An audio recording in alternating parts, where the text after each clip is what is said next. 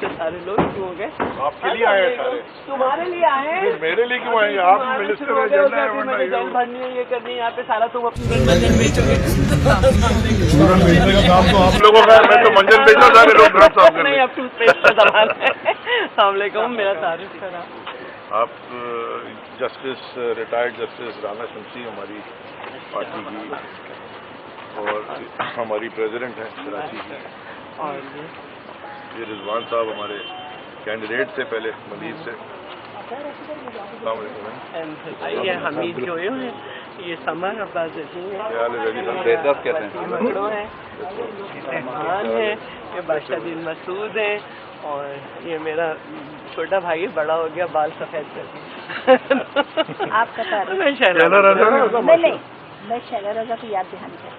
ये मेरे हैदराबाद की। अच्छा, और मेरी बहन की क्लास चल रहा है। क्या नाम है? रूही सुल्तान।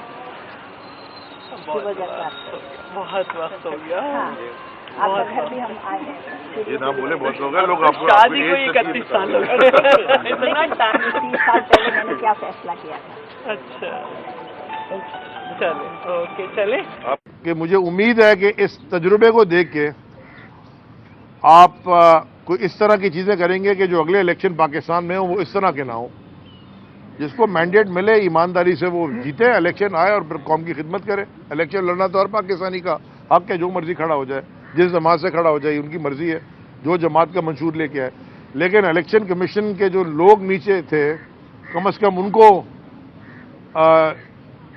एब्सोल्यूट न्यूट्रलिटी और क्लैरिटी और ट्रांसपेरेंसी रखनी पड़ेगी, जो कि वहाँ बल्दियाती इलेक्शन में बिल्कुल भी नहीं रखी गई। मैंने उनसे कहा कि हमारे मुताबिक ये पूरी शैम एक्सरसाइज हुई थी, कोई इसका ऐसी धांधली देखी नहीं गई। और मैंने उनको ये बताया, फेज़ 1 में जो हुआ था वो भी मैंने उनको याद दिलाया कि जी वो डाकू, एक खबर पे चल रही थी कि डाकू और पुलिस से मुज़ाकरात कामयाब, डाकुओं ने बैलेट के डिब्बे वापस कर दिए पुलिस को, यानी कि ये इलेक्शन हो रहा है जनाब। लो, डाकू ले गए बैलेट के डिब्बे, फिर मुज़ाकरात करके पुलिस ने वापस ले लिए मुज़ाकरात के बाद। तो अगर ऐसा इलेक्शन कराना है फिर अपनी मर्जी का चुन लें, फिर इलेक्शन क्या होगा, जो मर्जी पर ठीक है खर्चा। अब इतनी सारी आपने लोगों को बुलाया, सारे आरओज और पीआर प्रिसाइडिंग ऑफिसर्स और पता नहीं कितने लोगों को, अब वो सब सरकार के खर्चे में फिर जाएंगे, करोड़ों रुपया सरकार का खर्च होगा।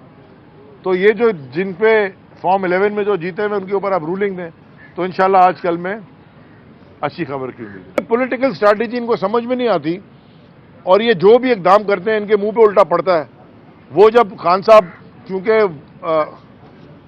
मेरे ख्याल में पॉलिटिकल स्ट्रैटेजी ज़बरदस्त है, जब वो स्ट्रैटेजी चेंज करके वो उनको फंसाते रहते हैं, जब उनका जवाब नहीं होता वो कहते थे ओहो यू टर्न ले लिया। यू टर्न बेनज़ीर भुट्टो शहीद का एक इंटरव्यू है, मैं भी आपको सुना देता हूं, मैंने सुबह ट्वीट भी किया है। उसमें उन्होंने कहा कि मैं जनरल परवेज मुशर्रफ को बेहतर समझती हूं नवाज शरीफ से, इसने हमारे लोगों के घुटने तोड़े हैं, जुल्म किया है, कभी नहीं जाऊंगी इसके साथ।